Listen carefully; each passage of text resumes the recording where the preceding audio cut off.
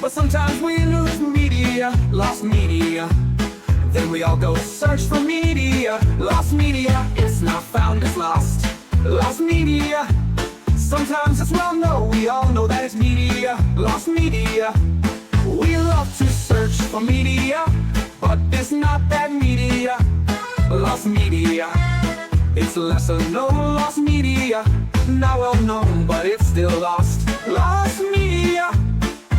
Lost media. It's lesser known, lost media. Here with Mr. Shaw.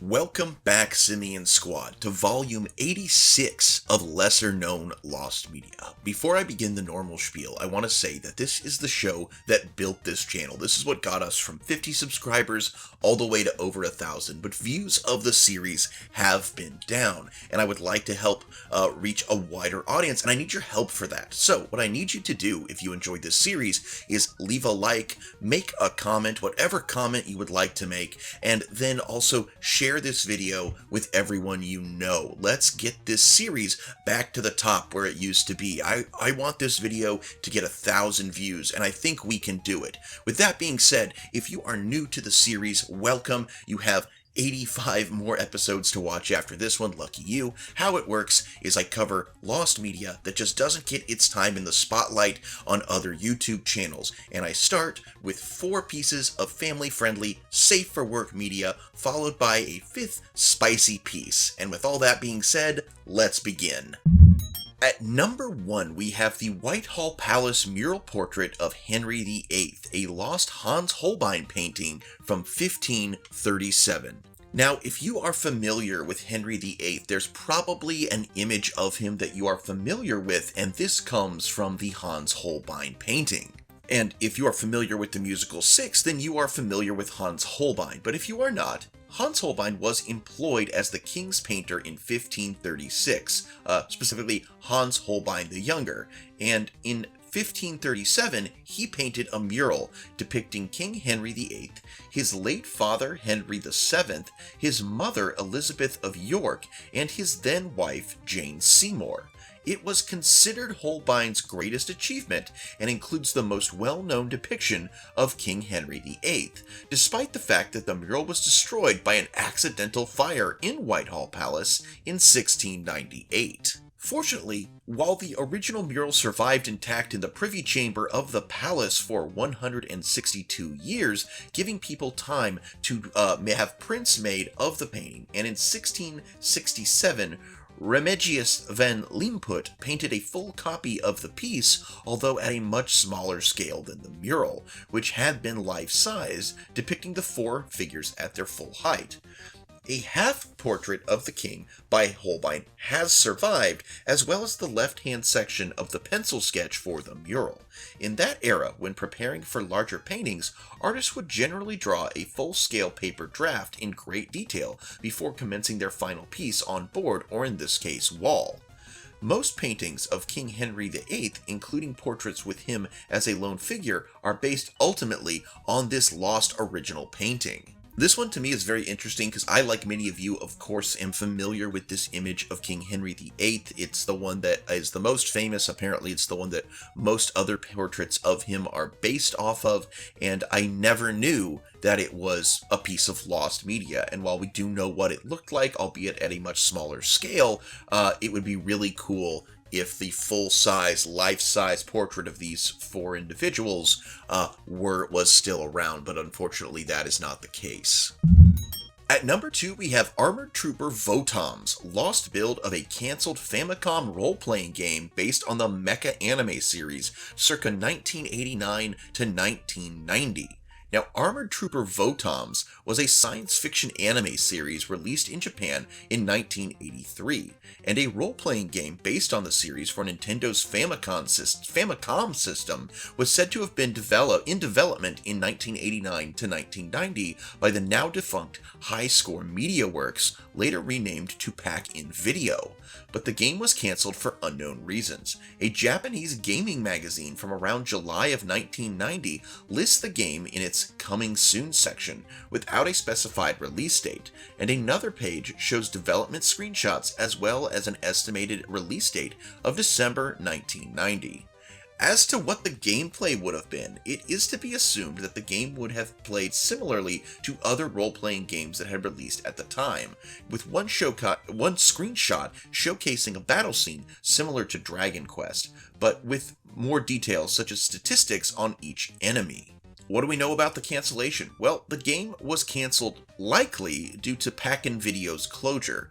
Despite the game's release being delayed several times as well as development screenshot, the game ultimately has not surfaced online, though it is also possible that the game was repurposed for the Super Famicom. While I'm not a huge fan of mecha animes, I do love a lot of mecha-based video games.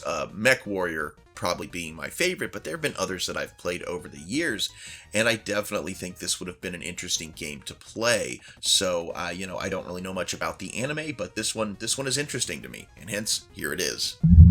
At number 3, we have Cascom, partially found stock footage from the American-Australian company from the 1980s through the early 2000s. So Cascom was an American-Australian stock footage company. They were popular for their Select Effects library, which consisted of computer-animated effects that were sometimes used in television and other media in the 1980s and 1990s. Now, in the early 2000s, Cascom went bankrupt, and all of their footage was moved to a company called Blackstone Stock Footage, founded by one of Cascom's former workers, who got permission to take the footage to her company. Now, Blackstone stock footage doesn't exist anymore due to too high prices to rent the warehouse space. Computer digitization of these tapes was also too expensive at the time. It's possible that there were over 100,000 cassettes with different footage.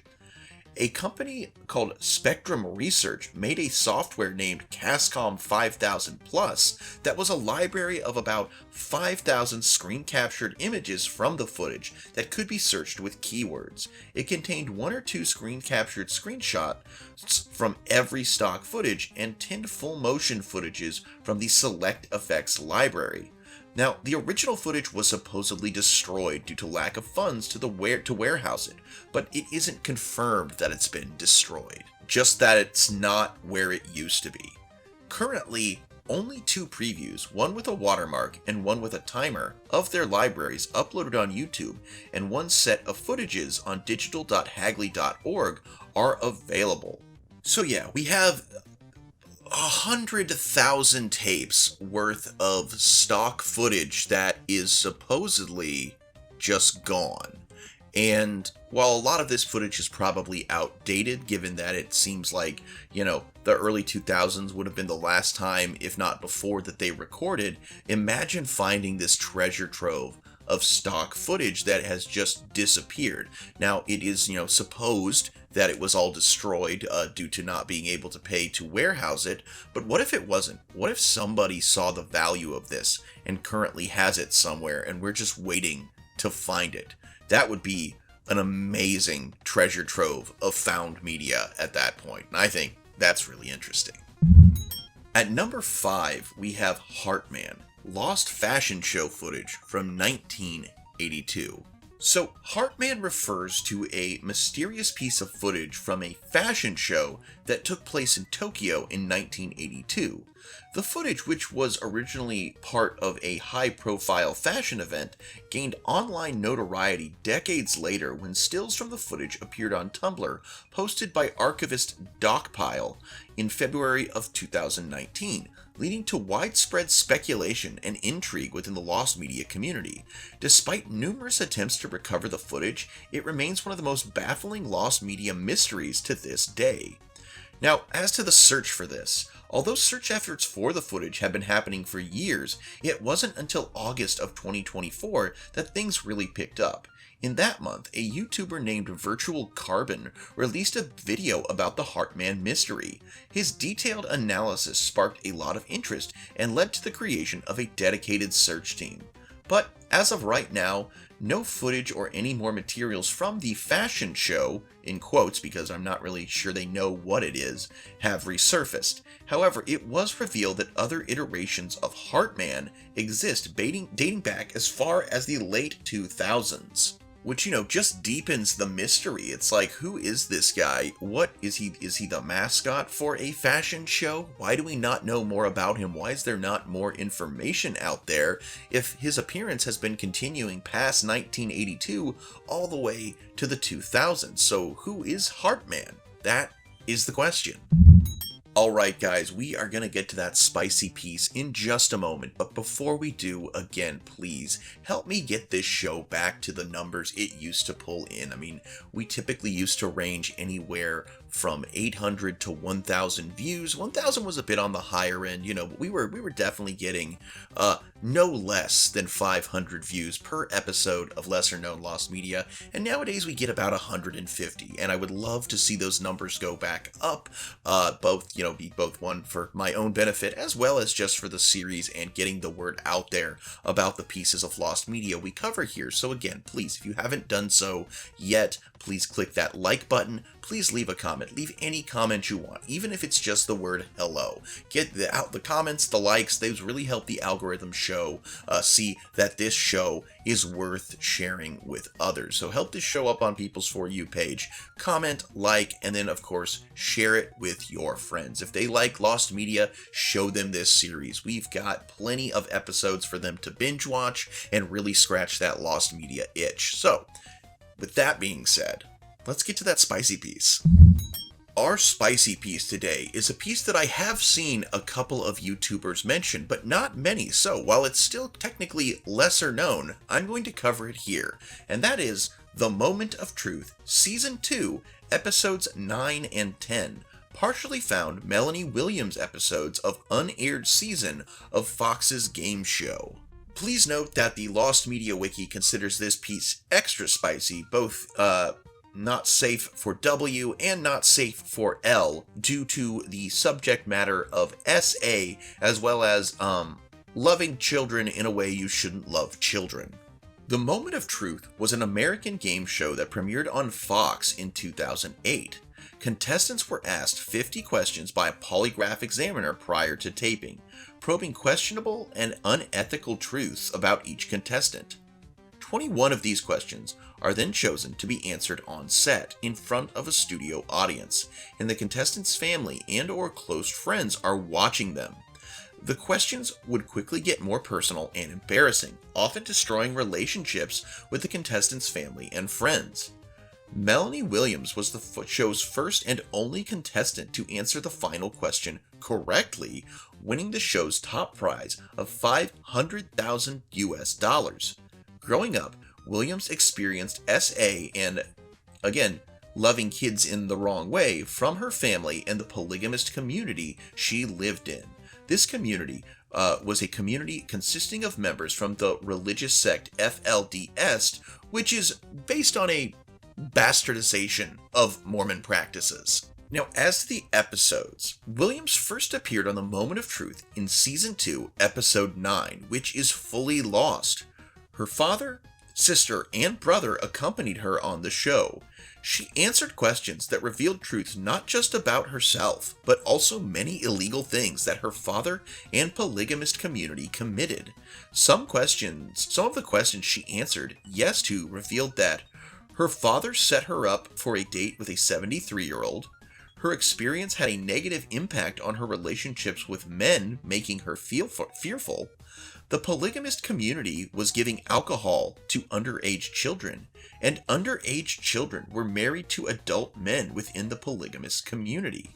Williams did answer no to the question, do you think polygamy is a crime that a man should go to jail for? And, quick segue here, while one wife is more than enough for me, I can't say I disagree with her. As long as it's between consenting adults, I personally don't see a problem with multiple, legal marriages, but the U.S. government sees it differently. But I think the problem in the FDLS was not the polygamy so much as it was who they were marrying, who these multiple wives these men were marrying were and their ages specifically. Okay, back to the piece.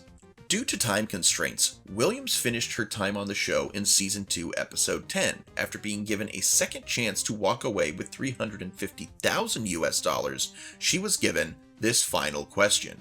Do you believe your father, as an adult, has ever had sexual relations with a minor? And tearfully, Williams said yes. The show determines her answer as truthful, and she wins the top prize. The situation was heavily burdened on Melanie, as her family is then shown to be very uncomfortable, unsure of how to approach her. Melanie appears hesitant at first to hug her family, but does so as the host sends them off. Now, this continued beyond the show on Melanie's blog. On January 7th of 2011, Melanie Williams uploaded a blog post confirming some speculations and questions, as well as explaining why she wanted to audition for the show. She confirms that her father did marry a minor who was a 14-year-old girl named Joy. Williams says that her father lied about Joy. Williams explains that the reason she wanted to get on the show wasn't for the money. She said she wanted to spread awareness of what happens in polygamous FLDS communities across America.